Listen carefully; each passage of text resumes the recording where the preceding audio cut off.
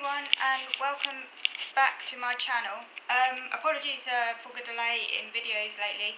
I have been I have been struggling quite a lot with my mental health and my OCD, which has been quite bad lately. Just my general levels of anxiety have been very high. I think because of being stuck at home and it's finally starting to have an effect on me, you know, and this sort of sense of uncertainty about the future, and I think it's just all kind of coming to a head really. Just feeling kind of, uncertain. So I've had a lot of anxieties, and obviously that's meant I haven't been able to film as often, but I just wanted to do a short video today, just say I haven't forgotten about you, because, you know, I don't want you to think, well, where is she coming back? I'm still here, I'm still carrying on, don't worry. This channel's for the long term. I'm not giving up this channel. I don't think I'd ever give up the channel, so don't worry, unless they close down YouTube or something. I just want to let you know that I haven't disappeared. It just might be that to go on to quite so many videos at the moment while I'm trying to sort out my mental health. I'm speaking to the GP on Tuesday, which is a bit anxiety provoking. I find it very stressful speaking to doctors, but I just have to sort this out. Normally my dad talks to the GP, but I thought it's important that I do because, yeah, it takes a lot, but I have to do it because it's important. And I'm going to ask for a referral to specialist mental health services for treatment for my OCD and anxiety. I have also been looking around at counselling services,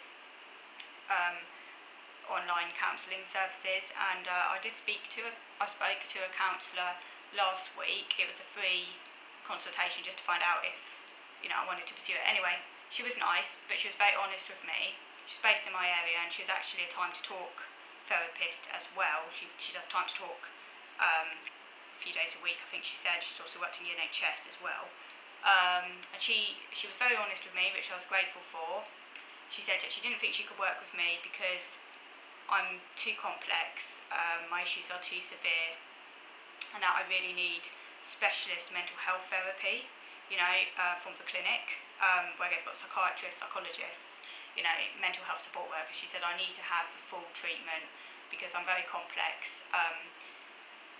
I do feel a little bit fobbed off, not by her. She was really nice and she was really honest, and I'm really thankful for what she said. She was really great. I feel fobbed off because I wish other people have said this to me before. She's the first person I've spoken to who actually told me what I needed, and I thought that was really validating.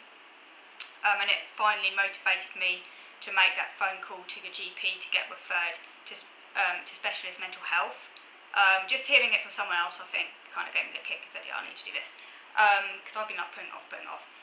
My dad had spoken to the GP before, and I'm surprised that the GP had never made that suggestion himself. He knows how severe my issues are. And the GP actually told my dad that there's no OCD therapies on the NHS in the area. Now, I relayed this to the counsellor. She said that's a load of rubbish. She said there are OCD specialist services in the area.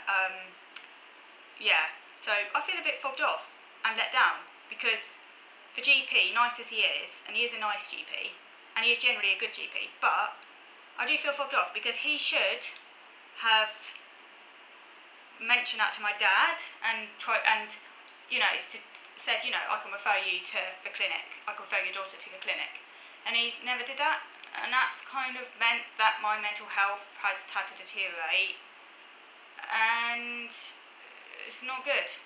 So anyway, I now know the facts. I know that, yes, I can get treated for OCD in the area, and so I'm going to be speaking to your GP on Tuesday, a different GP, a locum, and I'm going to say I need to be referred urgently to the clinic. I'm going to say what the counsellor said, that I need this, because she said I've fallen between the cracks. That's what she said. She said I've fallen between the cracks, which I have, and that, yeah, I need really very specialist treatment for very severe, life-limiting,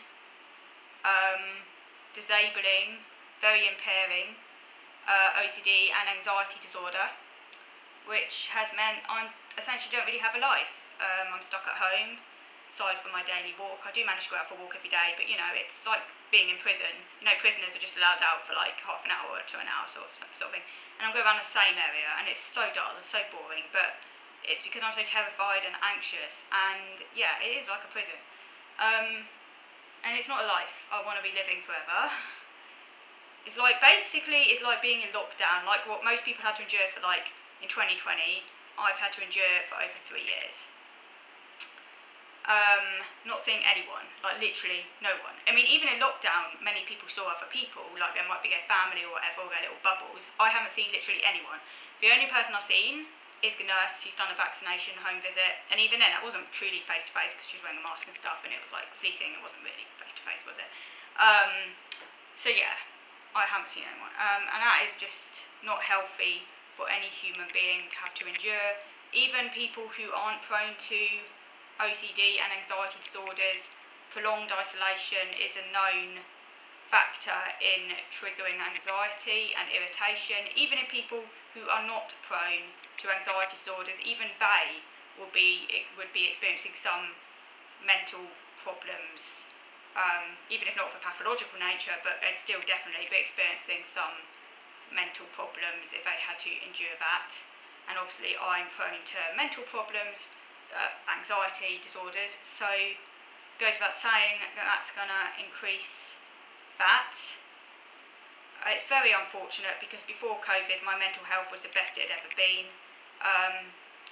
It wasn't straight away. This deterioration has happened. It's actually within the last 6 months it's got really very bad, my anxiety, and I think it's just catching up on me, this isolation and the uncertainty going forward. So all of that good work I spent doing is now just gone down the toilet. It's like literally my anxiety, it's like literally my mental health's never been this bad before. It's like the worst it's ever been.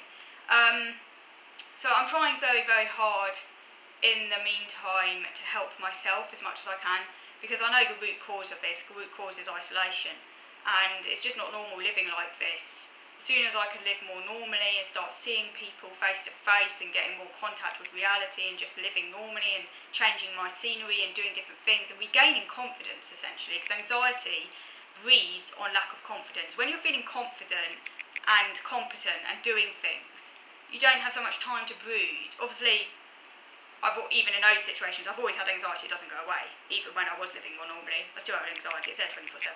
The difference is that I'm better at managing it. Yeah, I'm going to move over to video number 2 now, just sort of waffling on because I just want to say a few more things. So, moving over to video number 2 now.